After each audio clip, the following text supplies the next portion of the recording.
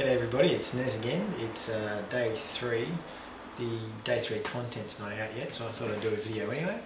I'm deep into my niche research I'll try that again. Deep into my niche research at the moment, so I thought I'd give you a bit of an idea of how I go through the process. Every bit of note taking I do mind mapping. I love mind mapping. It's just the kind of, I guess it's kind of the way my brain works. It's the way I always do everything. It works really well for me, so I thought I'd give you a bit of a, not so much a demonstration today, but just to show you a couple of examples of the way I do it. I'm not going to show you my niche research, obviously, because you never know, but I've got a couple of other bits and pieces of notes here I wanted to show you to give you an idea of what I do, basically. So without further ado, I'll give you a bit of a close-up of one of them. Now, right in the middle of my ideas, I've actually put a little bit of a post-it note over the top because there's a couple of things I didn't want to give away. The first note I wanted to show you is a children's story I'm currently writing. The very middle of the mind map is the name of the story, so I thought I would just blank that out and not give it away. Probably being overcautious, but you just never know. So I'll do a little close-up and hopefully I'll get it right. So just bear with me for a second. I want to hold it up for you. There we go. Now, as you can see, it's coloured because colour coding is very important when you do this sorts of things. And I'm not quite sure if I can have a look at it myself. The way I've mapped out my story here is I've got what's happening in the story, and all of that's mapped out in purple. The characters that are involved and different plot points, things like that.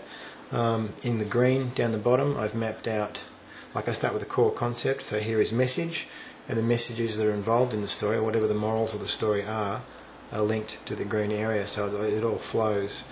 And different plot points as well, they flow together, so you can tell at a glance what's going on.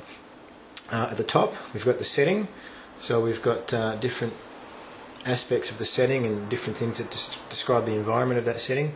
And as well as that, over here we've got the characters, so I've got my little area for my 3 main characters, and it branches off.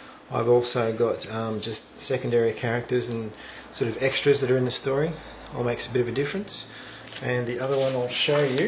Let's see, what have I got here? This was a conference I went to a few weeks back. Even when I go to seminars and conferences, I still do it the same way. I'm very nerdy. I've got a pencil case I take with me that's full of texters, and I just do lots of little notes and diagrams as I go.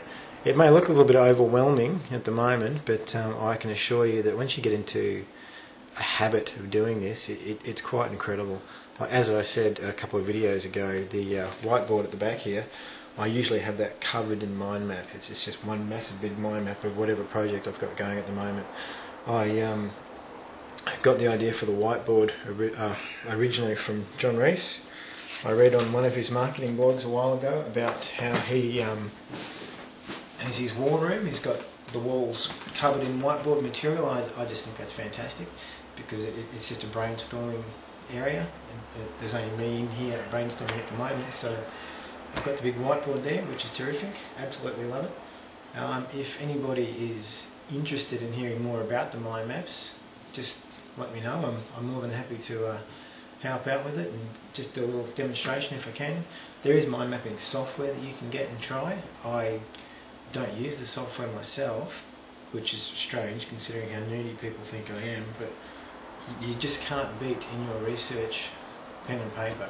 I mean, I know Ed's talked about in years gone by what he'd gotten from Gary Halbert, which was yellow legal pad, pen, wherever you are, just take notes. And I think you'll find most of the successful marketers, they all say the same thing. You have a pen and paper, you get away from the computer, you write down notes, you brainstorm. I take my notes, I go off, I brainstorm, and I rewrite a lot of them and really nut out processes, and mind mapping is a fantastic way to do that. So there you go, that's my update for today. Now, with my little movie quote game, the last 2 have been quite easy, so I thought I'd go with something incredibly cryptic this time, and it's actually so cryptic I can't even remember what it is, so I'm going to have to leave that one for today. But I did want to point out one thing. If any of you have heard of the game, The 6 Degrees of Separation of Kevin Bacon, I'm an absolute master at that game, so if anybody wanted to drop a comment down below with some actor's name, I guarantee you that within 6 steps I'll get you to Kevin Bacon somehow. I'll make the connections between all the actors. Now you might say, well, that's on video, that's very easy. You could go and look it up in IMDb and check out all these actors. That's true, but even then it's a lot of clicking and trying to find connections, and quite frankly I won't be doing that, and I can tell you quite honestly, give me an actor's name, I'll figure it out, and at the end of each video, each day, I'll tell you how I made the connections and just take you through. Pretty cool. I'd love to remember that movie quote. It was an absolute corker, and I can't for the life of me think of what it was. But I'll shut up for now. Good luck with the day 3 content when it gets there. Make sure you get your research done properly. And once again, if you want to know more about the mind mapping, just let me know and I'll put something together. Good luck, guys.